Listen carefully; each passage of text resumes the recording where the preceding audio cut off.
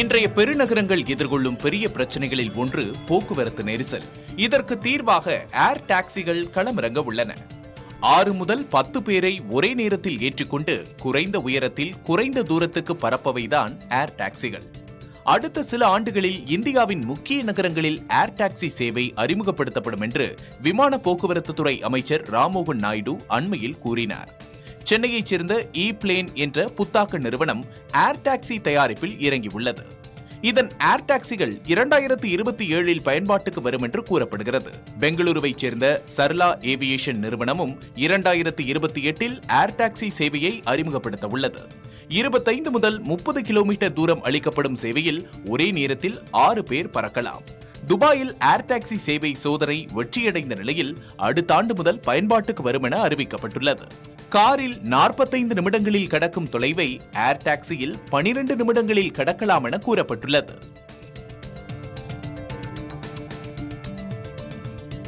குலுக்கல் முறையில் பெண்களை ராணுவத்தில் கட்டாயமாக சேர்ப்பதற்கு வகை செய்யும் மசோதா டென்மார்க் நாடாளுமன்றத்தில் நிறைவேற்றப்பட்டது. இதனால் பெண்களுக்கு 18 வயதாகும் போது கட்டாய ராணுவ பணியை எதிர்கொள்ள வேண்டியிருக்கும். ஆண்களும் பெண்களும் தங்களது பெயர்களை ராணுவ பணிக்கு கட்டாயம் பதிவு செய்ய வேண்டும். விருப்பமுடையவர்களுக்கு முதலிலும் விருப்பம் தெரிவிக்காதவர்கள் இரண்டாவதாகவும் ராணுவ பணிக்கு தேர்ந்தெடுக்கப்படுவார்கள். இதுவரை விருப்பத்தின் பேரிலேயே யாரையும் ராணுவத்தில் சேர்க்கும் நடைமுறை இருந்தது.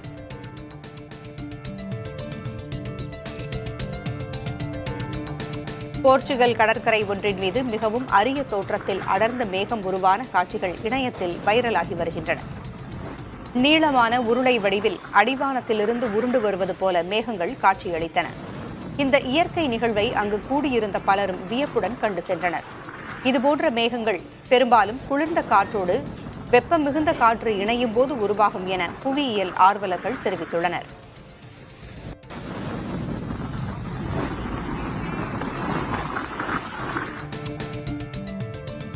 தைரியம் என்பது வயது சார்ந்ததல்ல, மனம் சார்ந்தது என நிரூபித்துள்ளார் 80 வயதான ஸ்ரத்தா சௌஹான் என்ற பெண் மருத்துவர்.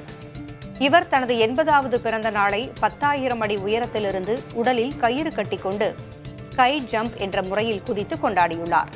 இவருக்கு வெர்டிகோ, முதுகுத்தண்டு பிரச்சனைகள் இருந்தபோதும் இதை சாதித்துள்ளார். ஹரியானாவில் உள்ள நர்னால் என்ற பகுதியில் இந்த சாதனையை அவர் நிகழ்த்தியுள்ளார். இந்தியாவில் மிக அதிக வயதில் ஸ்கை ஜம்ப் செய்த பெண் என்ற சாதனையையும் ஸ்ரத்தா படைத்துள்ளார்.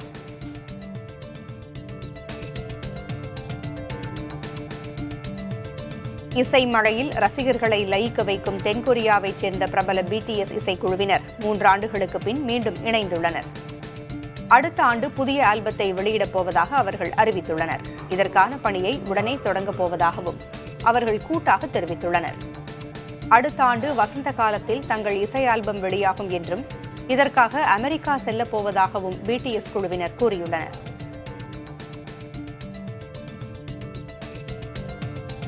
அமெரிக்காவைச் சேர்ந்த ராப் இசைக்கலைஞர் கன்யா வெஸ்ட் ஆஸ்திரேலியாவில் நுழைவதற்கு தடை விதிக்கப்பட்டுள்ளது. யூத மக்களின் மீதான வெறுப்பை யாராவது பகுத்தறிவான செயல் என்று கூறினால் அவர்களை தங்கள் நாட்டிற்குள் அனுமதிக்க மாட்டோம் என ஆஸ்திரேலிய உள்துறை அமைச்சகம் கூறியுள்ளது. சமீபத்தில் அடால்ஃப் ஹிட்லரை ஆதரித்து ஹெயில் ஹிட்லர் என்ற பாடலை கன்யா வெஸ்ட் வெளியிட்டார். யூத மக்கள் மீது வெறுப்பை பரப்புவது போலும் ஹிட்லருக்கு ஆதரவாகவும் பாடல் வரிகள் இடம்பெற்றதால் பல்வேறு சர்ச்சைகள் கிளம்பின.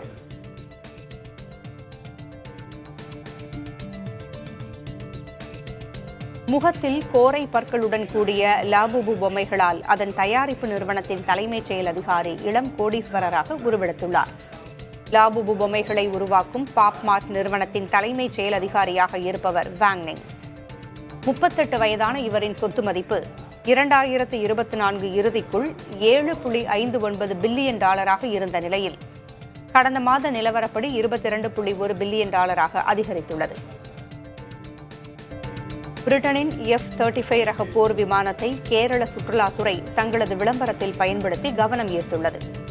கடந்த 15ஆம் தேதி எரிபொருள் குறைவாக இருந்ததால் பாதுகாப்பு கருதி திருவனந்தபுரம் விமான நிலையத்தில் அந்த போர் விமானம் தரையிறக்கப்பட்டது. உலகின் அதிநவீன போர் விமானங்களில் ஒன்றான அந்த விமானத்தின் படத்தை கேரள சுற்றுலாத்துறை தங்களது எக்ஸ் தளத்தில் வெளியிட்டுள்ளது. கடவுளின் தேசமாக புகழப்படும் கேரளாவில் இயற்கை எழில் கொஞ்சும் பகுதியில் F-35 ரக போர் விமானம் நிற்பது போன்று அந்த படம் அமைந்துள்ளது.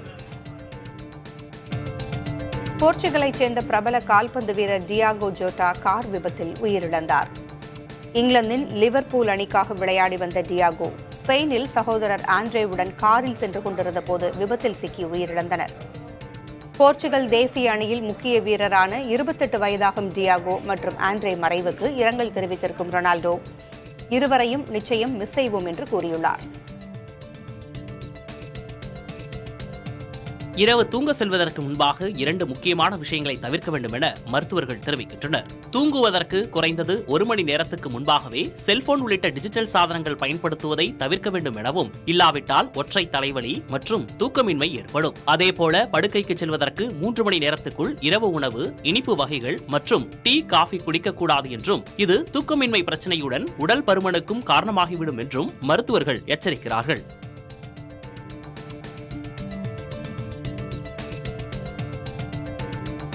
பெரும் எதிர்பார்ப்பிற்கு மத்தியில் நத்திங் 3 ஸ்மார்ட் போன் அறிமுகப்படுத்தப்பட்டுள்ளது. தனித்துவமான கிளைஃப் மேட்ரிக்ஸ் திரை மற்றும் ஸ்னாப்டிராகன் 8S Gen 4 ப்ராசஸருடன் வரும் இந்த மொபைல் போனுக்கு 79,999 ரூபாய் விலை நிர்ணயிக்கப்பட்டுள்ளது. மறுபுறம் கடந்த செப்டம்பரில் ஆப்பிள் ஐபோன் 16 A18 சிப் மற்றும் மேம்பட்ட கேமராவோடு 79,900 ரூபாய் விலைக்கு அறிமுகப்படுத்தப்பட்டது.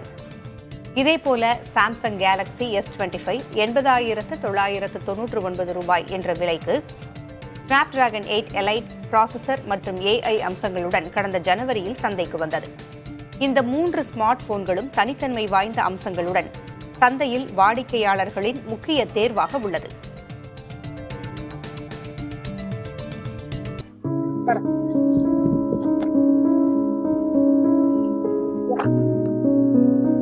கடுமையான உடல் உழைப்பில் ஈடுபடுவோரை மாடு மாதிரி வேலை செய்வதாக சொல்வார்கள்.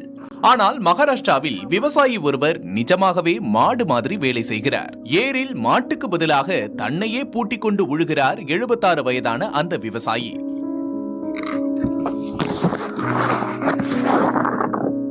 லாத்தூர் மாவட்டத்தைச் சேர்ந்த அம்பாதாஸ் பவார் என்ற அவர் ஏரில் தன்னை பிணைத்துக் கொண்டு முன்னோக்கி செல்ல அவரது மனைவி பின்னால் அழுத்தி பிடித்துக் கொள்கிறார்.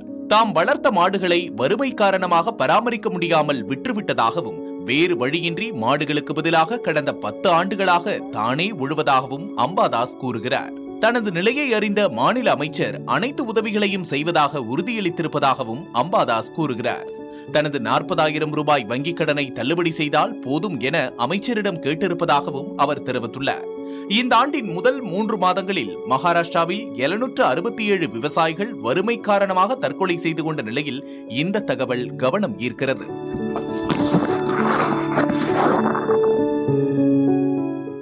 உலக அளவில் கச்சா எண்ணெயை அதிக அளவில் கையிருப்பில் வைத்திருக்கும் நாடுகளில் வெனின்சுலா முதலிடத்தில் இருப்பதாக எண்ணெய் வள நாடுகளின் கூட்டமைப்பான ஓபெக் கூறியுள்ளது. அதிக அளவு கச்சா எண்ணெயை கையிருப்பில் வைத்திருக்கும் முதல் 10 நாடுகளின் பட்டியல் வெளியிடப்பட்டுள்ளது. அதில் வெனின்சுலாவிற்கு அடுத்தடுத்த இடங்களில் Saudi Arabia, Iran, Canada, Iraq, ஐக்கிய அரபு எமிரேட்ஸ், கத்தாரும் உள்ளன. கச்சா எண்ணெயை அதிக அளவு உற்பத்தி செய்யும் ரஷ்யா மற்றும் அமெரிக்கா 8 மற்றும் 9வது இடங்களில் இருக்கும் நிலையில் லிபியா 10வது இடத்தை பிடித்திருக்கிறது.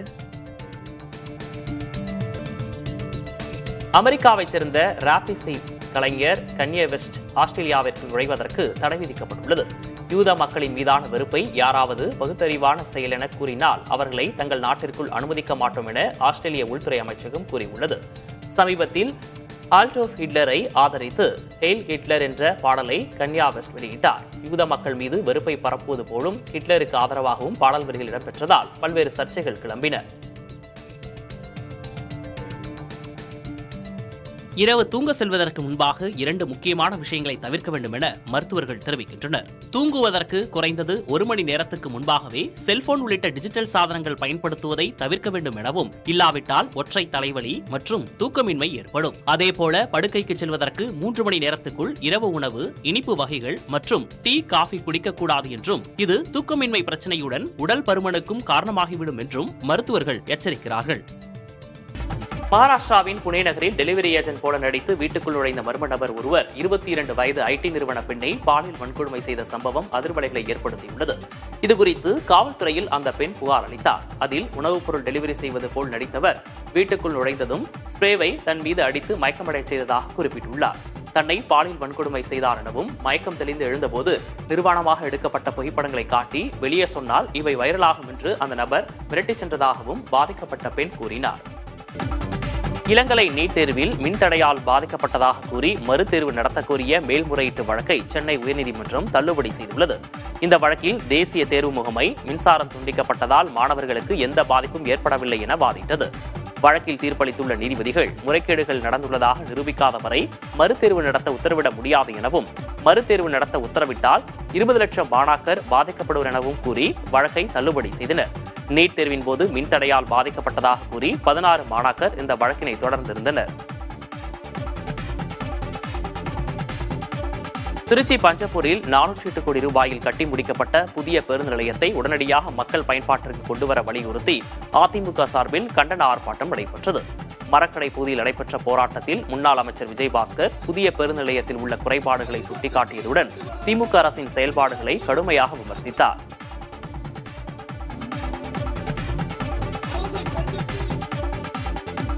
திருபுவனம் அஜித்குமார் லாக்அப் மரணத்தை கண்டித்து காட்பாடி அரசு சட்டக்கல்லூரி மாணவர்கள் வகுப்புகளை புறக்கணித்து ஆர்ப்பாட்டத்தில் ஈடுபட்டனர். அஜித்குமாருக்கு மௌன அஞ்சலி செலுத்திய மாணவர்கள் எதிர்காலத்தில் இதுபோன்ற சம்பவங்கள் நடக்காதவாறு கடுமையான நடவடிக்கை எடுக்க வேண்டும் என தமிழ்நாடு அரசை வலியுறுத்தினர். காவல்துறையை கண்டித்து கடுமையான முழக்கங்கள் எழுப்பப்பட்டன.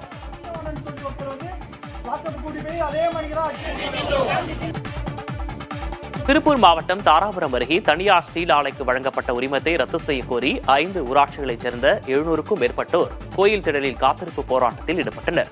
வடுகப்பாளையம் கிராமத்தில் ஸ்டீல் ஆலையை அமைக்கக்கூடாது என வலியுறுத்தி இச்சிப்பட்டி மாரியம்மன் கோவில் திடலில் மக்கள் போராட்டத்தில் ஈடுபட்டனர். கட்டுமான பணிகளை நிறுத்த உடனே வேண்டும் எனவும் அவர்கள் வலியுறுத்தினர்.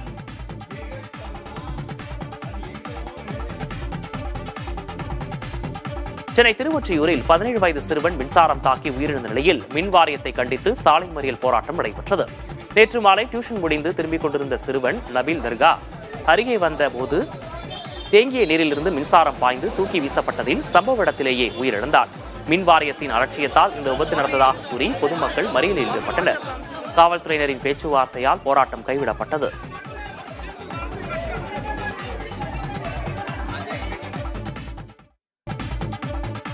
மனிதர்களிடமிருந்து தானமாக பெறும் இரத்த வகைகளைப் போல அல்லாமல் அனைத்து வகை இரத்தத்திற்கும் பொருந்தக்கூடிய மிக அவசர காலத்தில் உயிர்காக்கும் சேவைக்காக ஜப்பான் விஞ்ஞானிகள் செயற்கை இரத்தத்தை உருவாக்கி வருகிறார்கள். இது தற்போது ஆய்வுக்கூட சோதனையில் உள்ளது. பயன்பாட்டுக்கு வந்துவிட்டால் கோடிக்கணக்கான உயிர்கள் காப்பாற்றப்படும் என எதிர்பார்க்கப்படுகிறது. ஆனால் இந்த செயற்கை இரத்தம் மனிதர்களிடமிருந்து பெறப்படும் இரத்த தானத்துக்கு முடிவு கட்டாது என்றும் அதன் ஒரு பகுதியாகவே தொடரும் என்றும் கூறப்படுகிறது.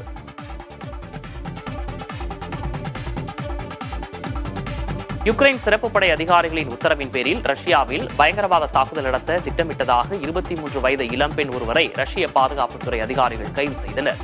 பாதுகாப்புத்துறை அதிகாரி ஒருவரது காரில் ஐஇடி எனப்படும் நவீன வெடிகுண்டை பொருத்த முயன்றதாக தெரிகிறது. ரஷ்ய அதிகாரிகளின் விசாரணையில் யுக்ரைனின் சிறப்பு படை அதிகாரிகளுடன் வாட்ஸ்அப், டெலிகிராம் உள்ளிட்ட சமூக ஊடகங்களில் தொடர்பு இருந்ததும் தெரியவந்திருக்கிறது.